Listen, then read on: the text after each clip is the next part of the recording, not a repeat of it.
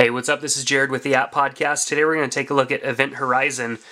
EventHorizon is like your iCalendar, your iCal on steroids, because it gives you a lot of extra stuff that you would not normally get in the regular calendar. So basically you can go and look at your events. Your events is, you can look by all events or by category. It gives you a ton of categories.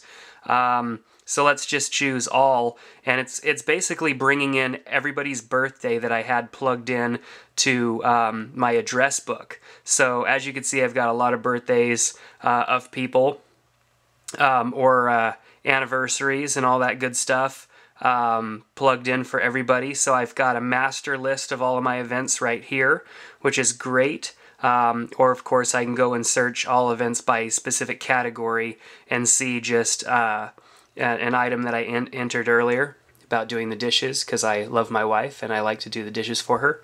So I entered that. You could hit plus and add a new event.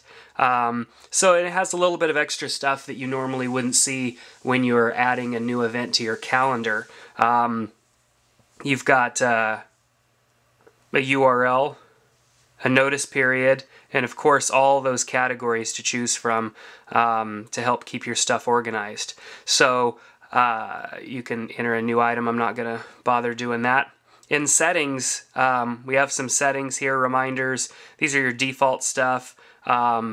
Contacts, the information that shows, and then the categories. If you don't need some of these categories, you can remove them. Or not remove them, but just turn them off so they don't show up. Or if you need a new category, you can set that up as well. You can also export everything to an email if you wanted to, and it sends like a nice fancy email to you. Yeah, so, but it kicked us out of the app, so now I've got to go back to the app. So we also have reminders, because when you set an item up, then it gives you reminders and it breaks all of those things down. So we got to wait for a second for it to grab all of that content and load up. So basically I just had my, do the dishes thing, which I set to do today. I've got some birthdays that are coming up soon, and then normal, which basically looks like anything 12 days out or to 30 days out. So it shows basically next month's birthdays or any events or reminders or to-dos that I put in that section. So, and of course urgent stuff that's showing up within the next day or so gives you a little 1, down there. Of course that number will increase the more items that you have. So basically, I mean, you can export this stuff to your email, and then I'm sure you can import it into your iCal on your Mac, or possibly Outlook on your PC. I haven't tested that yet. I'm guessing that that's the only reason why you would want to export it, is so you can import it. But this is not something that syncs over the air with your computer, with your iCal or your Outlook. So even though this is much more useful as far as features and some of the tools that it gives you than the normal iCalendar, and here's what I mean, in case you're not, 100% feeling me.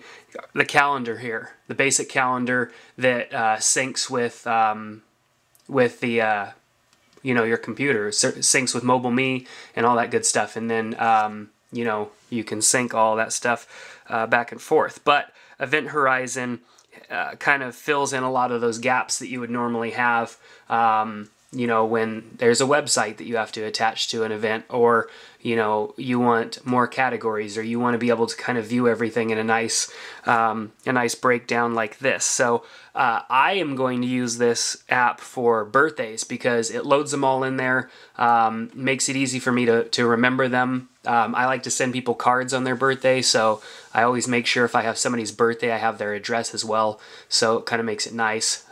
So yeah, if you want a card from me, you can email me your birthday and your address, and I may remember to email, or not email, but actually mail you a card. So anyhow, on that note, this is a great app. It's not too expensive and it does a lot. So if you're looking for something a little bit stronger than the standard calendar that comes with your iPhone or your iPod Touch, then I recommend this app. to you. So, and I give away free stuff. Those of you probably know that, maybe even are almost tired of me repeating it, but follow me on Twitter, twitter.com/the-app-podcast, and I give away free stuff. And then we also have a newsletter that just started that goes out probably maybe once a month, maybe twice a month, but it's only going to go out if I have free stuff to give away. So it'll include iPhone, iPod Touch news, good stuff that I know you'll want to hear because you're an iPhone or an iPod Touch user, but I also give opportunities to win free stuff. So there will be redeem codes for free apps. There will be cases that I will give away and then actually ship out to you if you win. So cool stuff like that. So you want to make sure you head over to theapppodcast.com, and up at the top where it says newsletter, you'll want to click that. You'll want to put in your email address, hit submit, and then you'll be entered to receive our newsletter, which will also include opportunities to win stuff and get stuff for free, because the more stuff I'm given, the more stuff I'm going to give away. And tomorrow I'm going to the Game Developers Conference. Well, actually, as you're watching this, it was probably yesterday that I went to the Game Developers Conference, and I'm sure there are going to be people there giving away stuff. I'm going to get all the stuff I can to give away to you guys, so make sure you sign up, follow me on Twitter, and all that good stuff. So anyhow, that's going to do it for today. Take care, and we'll see you next time.